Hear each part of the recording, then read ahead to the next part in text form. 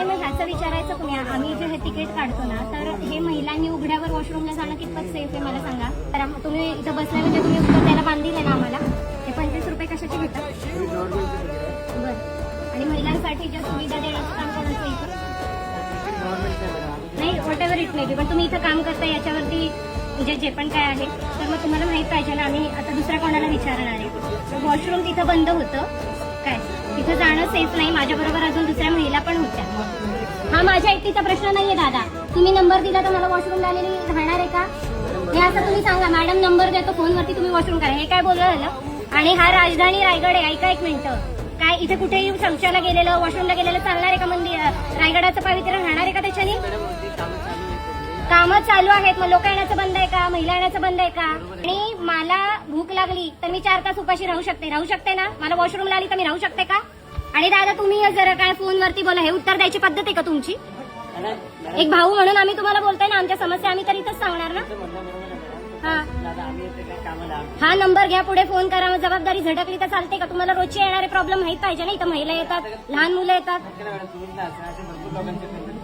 म्हणजे कंप्लेंट येऊन तुम्ही ऍक्शन घेत नाही, तुम्ही स्वतः मान्य करताय. तुम्ही पुढे पोस्ट करा ना, पैसे जे मिळतात ते पुढे पोस्ट करता ना. एक ते जाऊ दे, तुम्ही गव्हर्नमेंट सर्वंट म्हणून पण जाऊ दे, एक माणूस म्हणून, एक बहीण म्हणून माझा विचार करा ना तुम्ही. आणि आमचे 25 रुपये तुम्ही परत देणार आहे का गैरसोय झाल्याबद्दल? ते सांगा.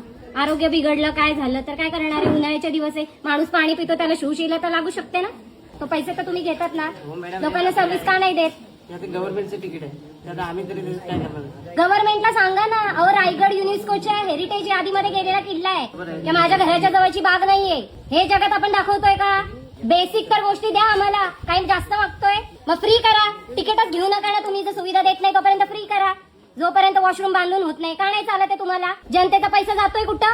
नाही तर लिहा बायकांनी उघड्यावरतीच बसा म्हणून. जरा तुमच्या घरातली आई बहीण कोणी असेल आणि अशा उघड्यावर गेली ना, तुम्हाला चालणार आहे का? फक्त एक माणूस म्हणून उत्तर द्या मला. आणि आम्हाला तुमच्या नावाशी काही घेणं देणं नाही यार, what ever it may be. आम्हाला रायगडाच्या मान सन्मानाची चिंता आहे. इथं उद्या काही गैरकृत्य झालं ना तर डॅमेज काय होणार आहे त्याचा पण तुम्ही जरा विचार करा. 25 रुपये घेतल्याशिवाय तर एक माणूस वर जात नाहीये तुमच्याकडून. तिथं तुमचा काही हलगर्जीपणा नाही. सुविधा द्यायची वेळ आली की हा त्याच्याकडे बोट करणार, तो त्याच्याकडे बोट करणार, हात वर करणार. आणि लिखा क्या देखो बापेकडे, हे पण दाखवा. हे 2 वर्षाची कारवास. आम्ही काही बोलायचं पण नाही, त्याच्या आधीच आम्हाला घाबरवून ठेवलंय. कुठलं एक झोपडपट्टीतलं घर दाखवा ज्याच्यामध्ये शौचालय नाही. आज काय मागतोय आम्ही? ह्याचा तुम्ही सिरियस नोटवर कॉग्निझन्स घ्या please. I request you all please. बघा ते सांगतात आणि काहीच नाही करू शकत आहे.